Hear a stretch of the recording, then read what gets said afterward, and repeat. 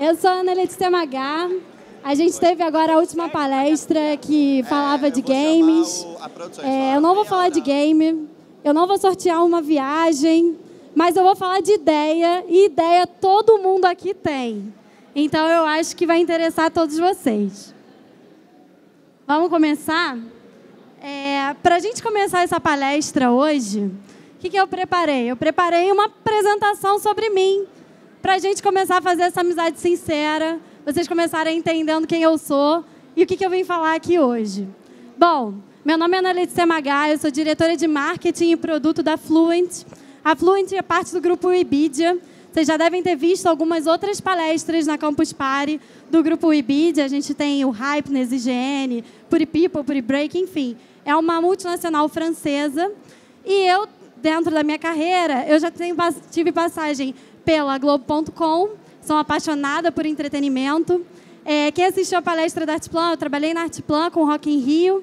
E eu estou no meu 3º ano na Fluent. E nos últimos 2 anos, eu fui Head of Social, trabalhei na área de Social Media. Então, eu me tornei especialista em algoritmos de redes sociais, em plataformas, conteúdos e, principalmente, entender melhor os usuários e o que eles querem. Então, bom, vocês não estão aqui só para me conhecer, vocês também estão aqui para saber do que eu vou falar. Então, vamos para a palestra em si. O nome da palestra é Manual de Sobrevivência para Boas Ideias, como a criatividade sobrevive à era da Big Data. Bom, vocês já devem ter visto várias outras palestras falando muito sobre dado, né? Falando sobre como que a gente está entrando nessa era, nesse novo momento, onde os dados vêm invadindo todo o nosso universo. E aqui a gente vai falar um pouco de ideia e dessa relação entre os dados e a criatividade. Então, para a gente começar falando sobre ideia, a gente tem que entender como é que uma ideia sai do papel ou das telas. Porque se a gente está num universo tão digital, essas ideias elas podem vir de muitos lugares. E quando a gente fala sobre um processo criativo, sobre criar uma ideia, muitas vezes o que vem na cabeça é justamente isso daqui. Que ter uma ideia, na verdade, é uma folha em branco que você precisa preencher. E aí dá aquele pânico, né? Daquele terror, tipo, cara, o que eu vou fazer agora? Tem uma folha em branco e eu preciso preencher. Mas, na verdade, não é assim, não é exatamente assim. Ter uma ideia não é exatamente uma folha em branco. Na verdade, a ideia é parte de um processo criativo, onde você tem um problema e você precisa trazer uma solução para aquele problema. Não é uma folha em branco, é uma caminhada, é um caminhar. E se a gente pensa em processo mesmo, e tenta entender um pouco mais o caminho da criatividade, até para deixar a gente tranquilo quando tem aquela folha em branco, a gente tem aqui algumas etapas. A primeira etapa para a gente ter uma boa ideia é a definição do problema. Você vai ter que resolver alguma coisa. A segunda etapa é um momento de pesquisa, que você vai se aprofundar na questão e vai entender um pouco mais sobre aquilo que você está querendo construir. No terceiro ponto, aí você vai fazer a síntese da pesquisa e vai começar a prototipar a sua ideia. E quando eu falo ideia, serve para qualquer ideia. E por último, você vai implementar. Você trouxe a sua ideia, você entendeu como ela vai viver e você vai botar ela para frente, vai botar ela para funcionar. Então, durante muito tempo, né, a criatividade, a gente falou que ela é um processo, e durante muito tempo, esse processo, ele viveu, na verdade, em pequenas salas de reunião. E o que está acontecendo hoje em dia? O que está mudando? Da onde a gente está saindo dessas pequenas salas de reunião onde esse processo todo acontecia? Bom, a gente precisa entender como é que a tecnologia impactou essa forma linear de processo criativo. Porque existe uma mudança. E a gente vai falar um pouco dela para vocês. A evolução da tecnologia, ela impactou o comportamento das gerações. Quem aqui já não ouviu falar sobre geração X, geração Y, geração Z? A geração X é aquela dos nossos pais, é da galera um pouco mais velha, que nasceu num universo 100% offline. E teve que se adaptar aos poucos, com a evolução da tecnologia, a viver no ambiente digital. Já a geração Y, ela é formada pelas pessoas por volta de 30, 25, 30 anos. E essas pessoas, elas nasceram num mundo dividido entre o digital e o offline. E elas entenderam que a internet, que a tecnologia das coisas, ela está em todos os lugares, mas elas tiveram que fazer uma transição, passaram pelo desktop. Quem é geração Y aqui sabe que tem tinha aquele computadorzinho aqui lá na sala, com aquela capinha, né, que a mãe mandava botar para não botar poeira. Sabe como é que era todo esse processo?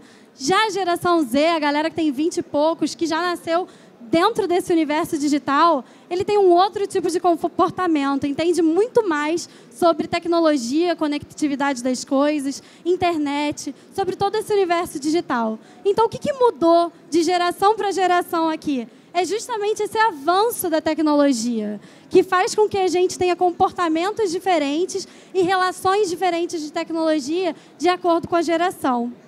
Então, justamente esse avanço tecnológico e a construção de dados, a capacidade que a gente tem de ler dados hoje, é que faz com que eu entenda que existem gerações diferentes vivendo ao mesmo tempo com comportamentos tão distintos.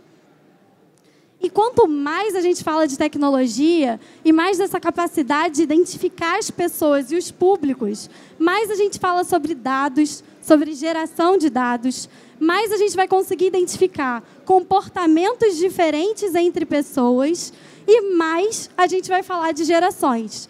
Então, se hoje a gente está falando de geração X, Y, Z, com o avanço da tecnologia e a capacidade de ler esses dados, a gente vai ter cada vez mais gerações convivendo ao mesmo tempo. Porque eu vou ter a capacidade de identificar os nichos e identificar quem são essas pessoas que estão vivendo hoje em conjunto.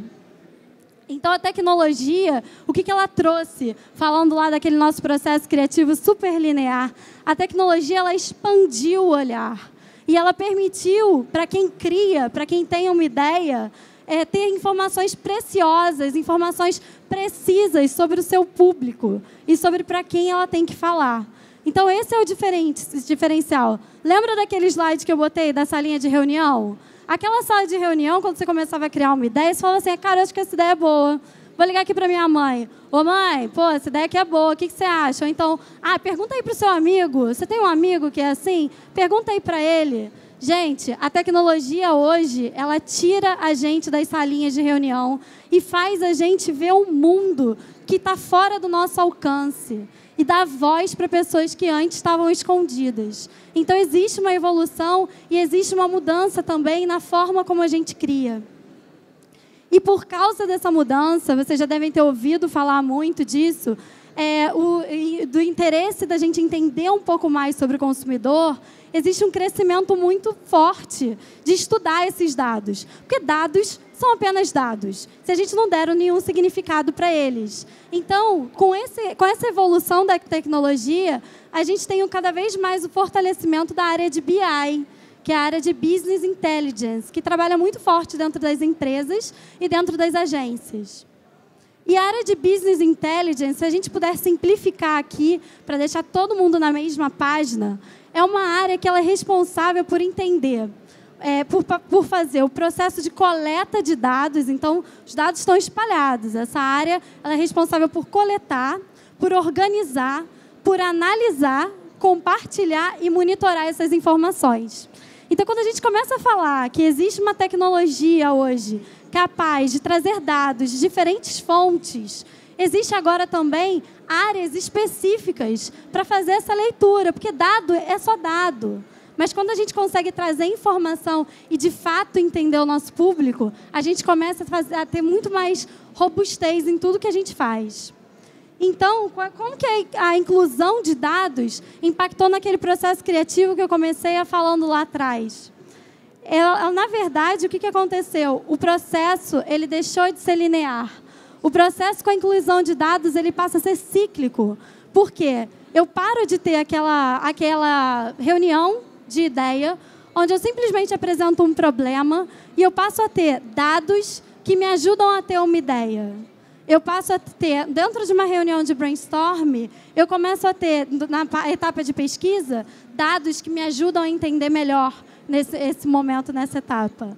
Dentro da área de criação, quando você cria, as informações sobre o seu público também vão te ajudar a acertar o alvo. E, principalmente, quando a ideia vai para a rua, são os dados que vão retroalimentar esse ciclo. Porque quando eu coloco a minha ideia na rua, eu consigo ver se ela deu certo ou não, e a partir dessas informações eu consigo ter novas ideias. E o mais interessante também, quando a gente fala sobre dado e processo criativo, é que, às vezes, a gente coloca uma ideia para frente e a ideia dá errado. Ideia errada também é dado. Porque você consegue reavaliar o que aconteceu ali e o que você poderia fazer diferente. Uma vez eu estava assistindo uma palestra sobre o Vale do Silício. E o que dizia era que os empreendedores que mais ganhavam investimento não eram aqueles que tinham super acertado de primeira, e sim aqueles que erravam e sabiam exatamente o que tinham errado. Então, os dados, eles no processo criativo, eles são super importantes para a gente entender todo esse caminhar e também para alimentar a gente de novas ideias. Então, o novo processo criativo, ele usa os dados para potencializar a ideia. Essa é a diferença. Ninguém precisa ter medo de dado. Às vezes a gente começa a falar, né, de dado, mas calma, vou deixar eles um pouco melhores, mais amigáveis para a gente conversar hoje. Mas, na verdade, eles servem para a gente entender um pouco mais o nosso público e justamente potencializar essa ideia e trazer mais relevância para quem? Para o seu usuário final. Afinal, a gente não tem uma ideia para ficar ao vento. A ideia ela tem que servir a algum propósito.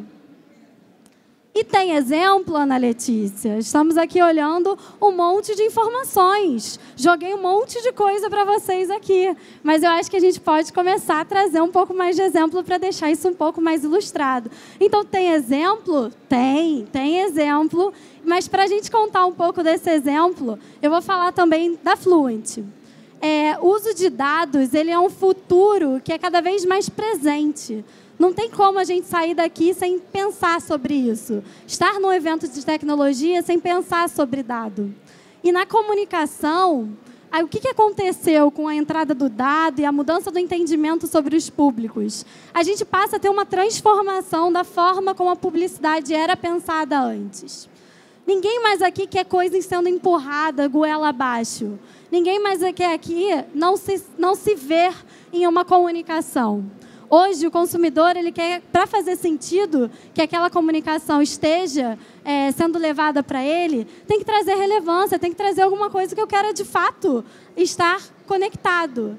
Então, a forma como a publicidade migrou e a forma como a Fluent trabalha é que agora a gente cria conteúdo. Não existe mais essa coisa de fazer uma comunicação entre marcas e usuários sem entregar alguma coisa relevante.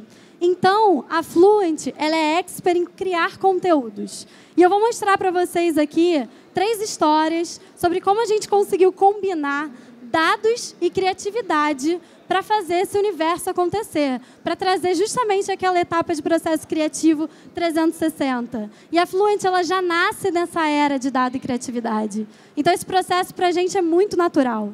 Tanto que a primeira coisa que eu me perguntei, quando eu vim fazer essa palestra, era qual o objetivo do palco, com quem eu vou falar, como são as pessoas, porque eu queria, de alguma forma, trazer alguma conexão e trazer também informação. Então, por quê? Porque dado para a gente é importante, para a gente fazer até mesmo uma palestra de uma forma mais criativa. Então, a Fluent, ela é expert em conteúdo, e como que a gente traduz essa nossa expertise em conteúdo quando uma marca precisa do nosso serviço? Eu vou começar falando de um cliente que é muito desconhecido, eu acho que vocês nunca devem ter ouvido falar. Então, por favor, se vocês não ouviram, eu explico. É o Tinder, né? Ninguém nunca ouviu falar do Tinder. Precisa de explicação? Não, acho que todo mundo conhece. Tinder é super famoso. E a gente tem uma história para contar para vocês sobre como a gente resolveu um problema que o Tinder trouxe para a gente. Bom, quando eles chegaram lá na Fluent, qual era o problema que a gente tinha que solucionar? A gente tinha que fazer uma campanha de Dia dos Namorados para o Tinder, que é a data mais importante para eles, e que a gente tinha que falar sobre casais, solteiros. E o briefing vinha assim, gente, eu preciso que vocês criem uma campanha para casais solteiros de forma romântica. É isso que a gente quer. Uma campanha bem momolado, sabe? Uma campanha bem amorzinho, para todo mundo amar, para todo mundo curtir. Aí a gente trouxe esse problema lá para dentro da Fluent. E aí o que aconteceu? os nossos dados, o nosso conhecimento de rede social e o nosso conhecimento dos nossos usuários indicaram que, na verdade, as pessoas elas não iam responder se a gente fosse para um caminho super romântico. A galera do Tinder, o público do Tinder, gosta mesmo de humor, de falar de coisa de forma bem humorada. Então, a gente tinha essa informação que a gente trouxe sobre o nosso público, que fez com que a gente conseguisse ficar muito mais assertivo na nossa comunicação. E aí, o que a gente fez? A gente conversou com o cliente e a gente ajustou o briefing. Todo mundo aqui que cria para alguém sabe o quanto é difícil você chegar para um cliente e falar: oi, então, sabe aquilo que você tinha me pedido? Eu vou fazer um pouco diferente. E quando a gente tem um conhecimento sobre o nosso público final, essa etapa ela não é mais tão difícil, porque você consegue mostrar para ele, através dos dados e através da história que você quer contar, que existe uma correção aqui que precisa ser feita nesse briefing inicial. Então, através do nosso processo criativo, nasceu a campanha Sobrevivendo ao Dia dos Namorados. Vocês lembram que a gente tinha que conectar solteiros e casais, né? Isso já era um desafio imenso.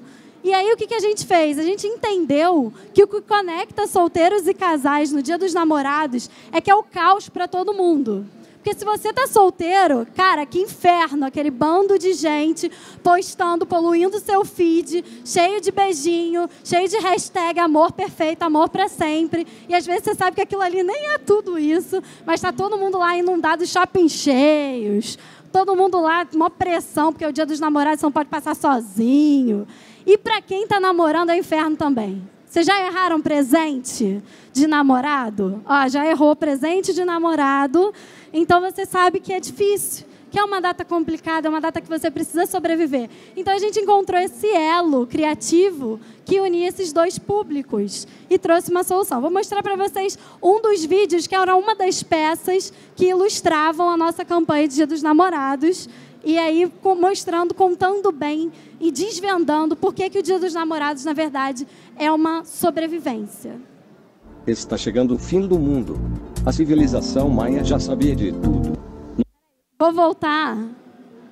Pode ser mais alto para a galera estar ouvindo aí? Vocês ouviram o vídeo?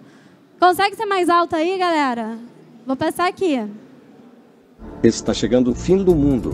A civilização maia já sabia de tudo. Nostradamus já sabia de tudo. O fim do mundo acontece todo ano, no dia 12 de junho. Isso porque Dia dos Namorados, 15 letras. O calendário maia, 15 letras. Nostradamus Show, 15 letras. Repare, 1 mais 5 é 6. O sexto mês corresponde a junho. Um ano tem 12 meses. Ou seja, junho é exatamente a metade. O que mais tem duas metades que se completam. Cada metade, que é igual ao quê? Morango do Nordeste, e ao que remete ao morango do Nordeste, a cabra da peste. E a peste devastou a Europa no século XIV. E o que fica na Europa? A França. E quem nasceu na França? Nostradamus. Está provado. 12 de junho igual Dia dos Namorados. Dia dos Namorados igual fim do mundo. Qual é a sua melhor história de sobrevivência ao 12 de junho? Diga aí nos comentários. Valeu! Gostaram? Convenci vocês? 12 de junho é o fim do mundo. Todo mundo concorda, porque essas evidências aqui estão mostrando de forma clara, mas fiquem tranquilos que esses dados não vieram da nossa equipe de BI, tá?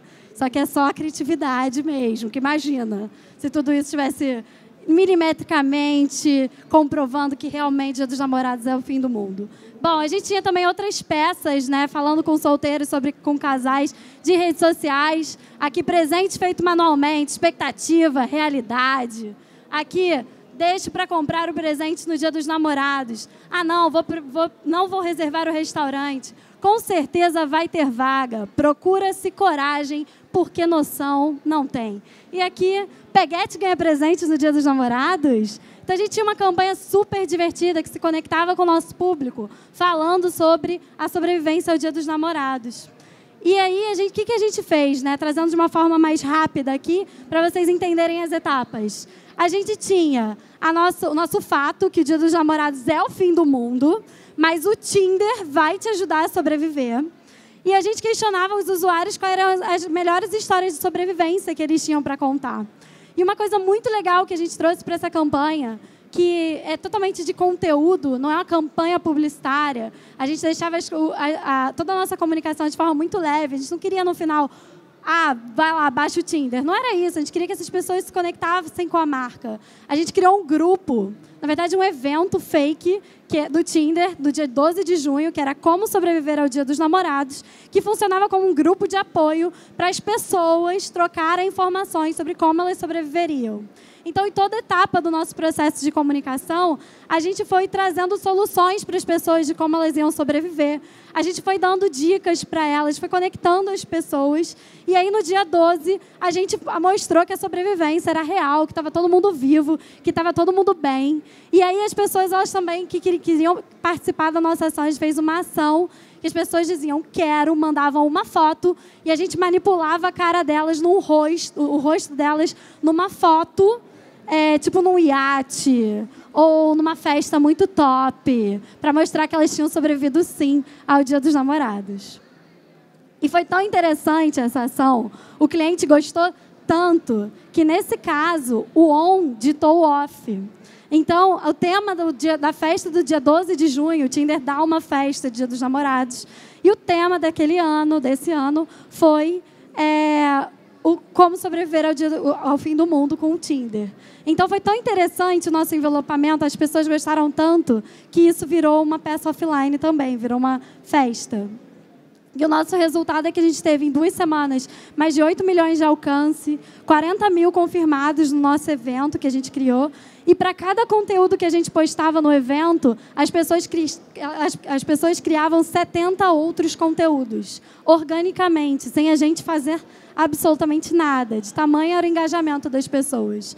E quando a gente fala sobre... Então, a gente falou aqui sobre o dado, que mudou o meu briefing, que me ajudou a pensar criativamente. Por quê? Para quê? Para quem? Para a galera, para o meu usuário.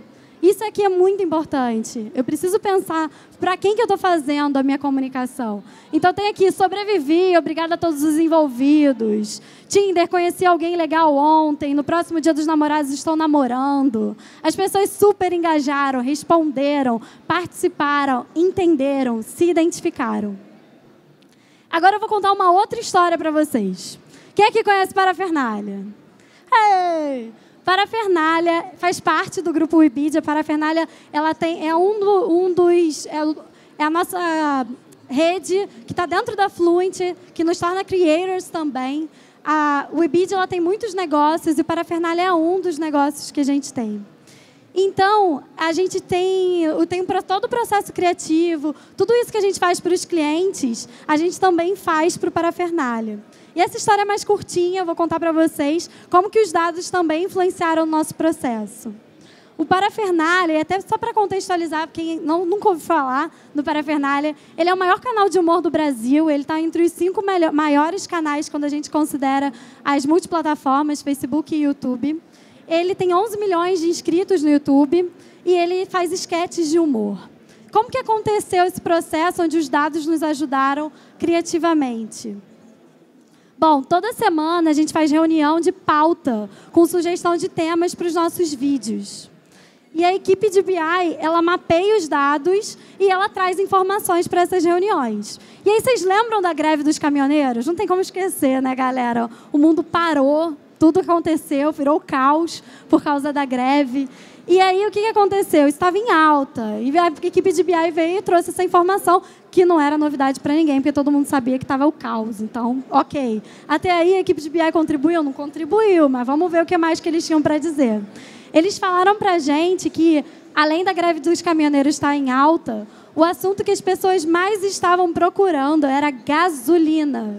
Então, a gente tem um território imenso de possibilidades de criar roteiros sobre a greve dos caminhoneiros. Mas, justamente por a gente entender de dados, a gente viu que gasolina era o território mais buscado. Então, a gente criou um vídeo que exemplificou, que embalou criativamente essa informação que o dado nos trouxe. É um vídeo chamado Gasolina, que é a história de uma mulher que tem o combustível dela sequestrado. Enfim, como essa palestra é rapidinha, a gente não vai ver ele agora, mas depois deem uma olhada. Foi como a gente embalou criativamente um insight que veio diretamente da nossa equipe de BI. E por causa disso, a gente, tendo usado o dado da maneira correta e tendo entendido que as pessoas queriam ver esse tipo de conteúdo, a gente conseguiu ter uma performance 10 vezes mais rápida do que se a gente tivesse só postado um vídeo normal. Então, essa leitura de dados permitiu que a gente fizesse um trabalho ainda mais eficiente do que a gente já está acostumado. E vou falar de mais uma última história, que é do Casa de Verdade. Casa de Verdade é um canal que a gente faz para Leroy Merlin, é um canal do YouTube. Ele é um canal que tem 211 mil inscritos orgânicos e ele fala sobre casa e decoração. E o que a gente sabia sobre isso, né? Será que a gente sempre tem todos os dados? Essa é uma pergunta que a gente precisa se fazer. Porque a gente fala muito de dados, aí parece que está tudo no bolso, né? Que a gente pega aqui, pã, bota na mesa, os dados estão aqui. Será que a gente sempre tem todos os dados? Quando a gente está construindo o canal do Casa de Verdade para Leroy Merlin, a gente tinha algumas informações sobre o que já funcionava para o nosso público.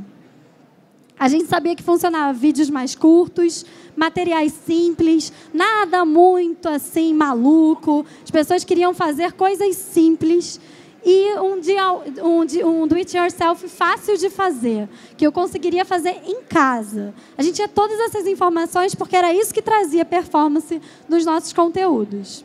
Só que aí o que aconteceu? Numa reunião de pauta, a gente entendendo que o nosso público também poderia gostar de churrasco e desse universo de churrasqueira, etc., a gente resolveu arriscar.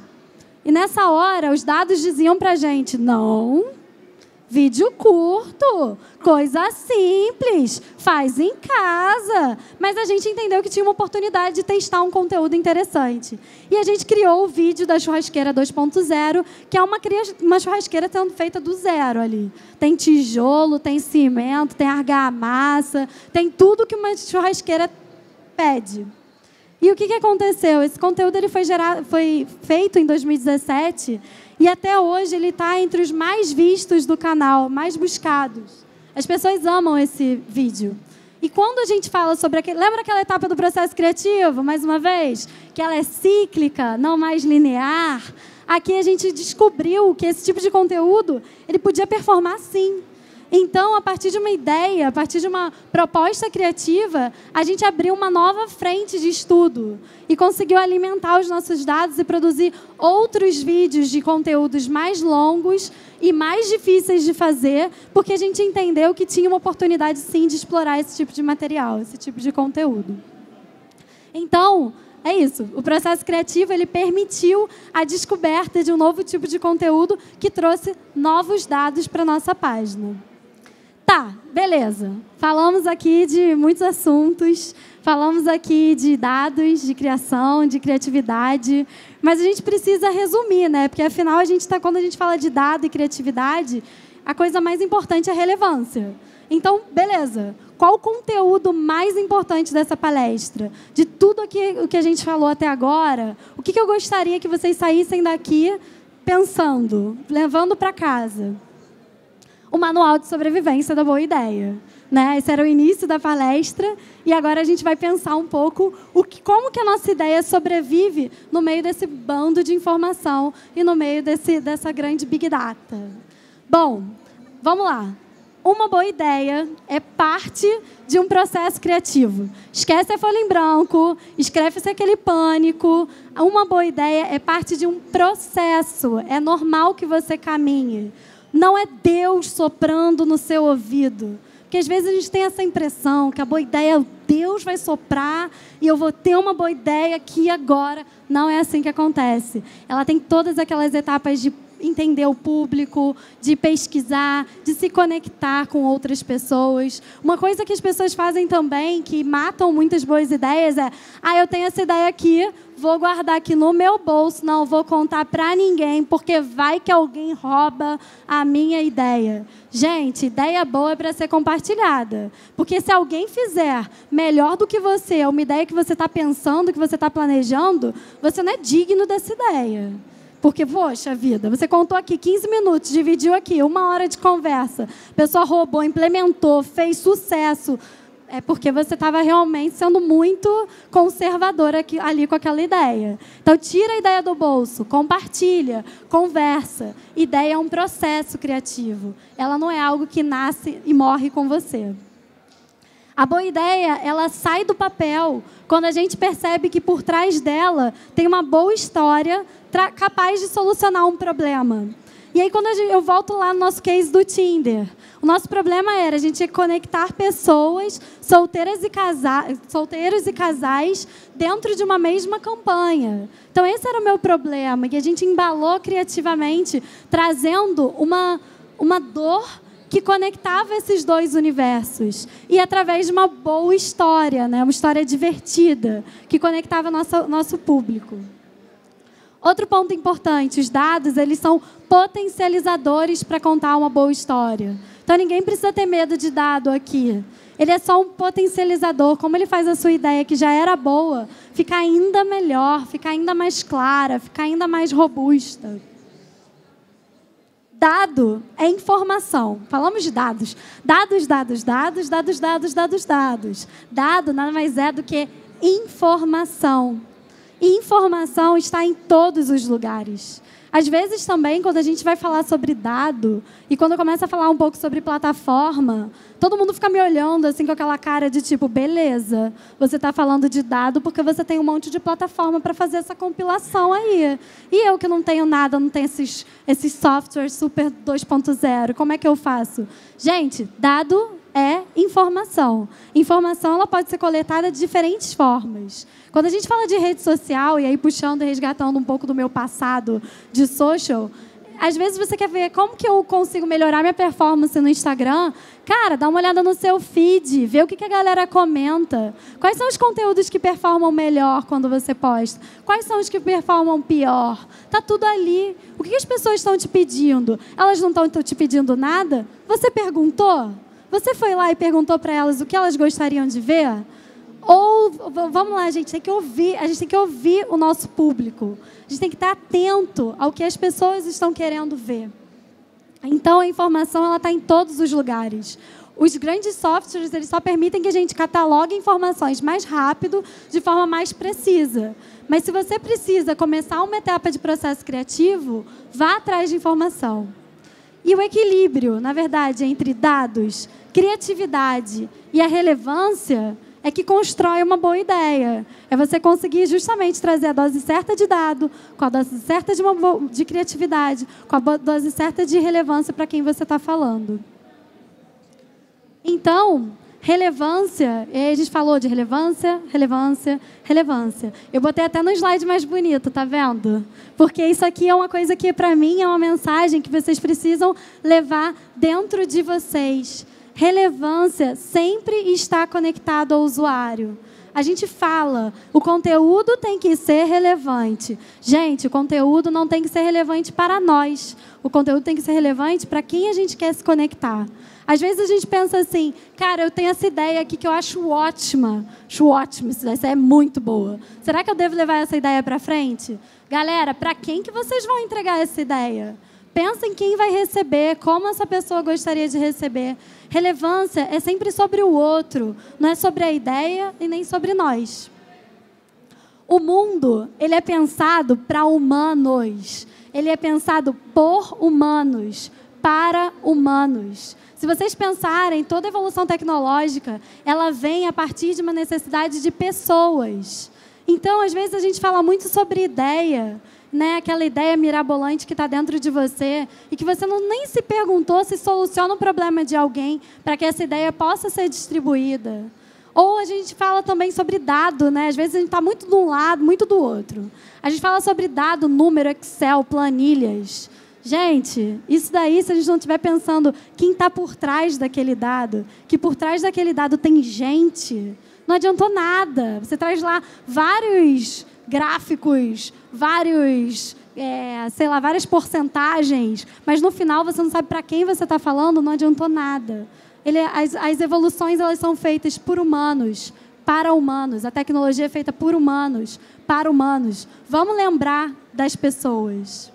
Então, se você consegue entender como que você se conecta com pessoas, a sua ideia vai viver. Então, esse é o grande manual de sobrevivência. Entender para quem você fala, da forma como você fala. Pensar que a sua ideia, ela tem que fazer sentido para alguém. Ela tem que solucionar um problema. Pensar que os dados, eles são potencializadores. E que assim a sua ideia pode sobreviver. Obrigada.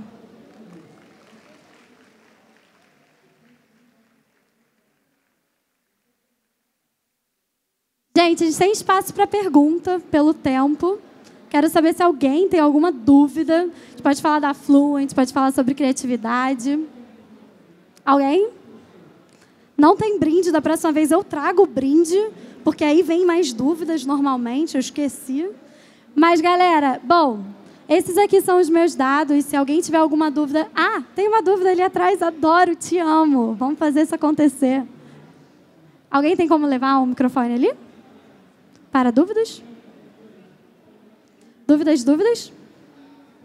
Ninguém não rolou. Mas tudo bem, eu vou descer aqui e a gente conversa. Galera, esses aqui são os meus dados. Quem quiser mandar um e-mail, quem quiser me adicionar no LinkedIn, vai ser um prazer. Quem quiser conversar mais sobre dados, sobre criatividade, sobre a Fluent, entender o que a Fluent faz, eu coloquei aqui também o nosso site e o @ que a gente está nas redes sociais, no LinkedIn, no Instagram, para vocês conhecerem também o nosso trabalho. Foi um prazer imenso. Obrigada. Coloquem suas ideias na rua. Vamos botar isso para fora. Vamos deixar acontecer. Vamos ser criativos. Obrigada.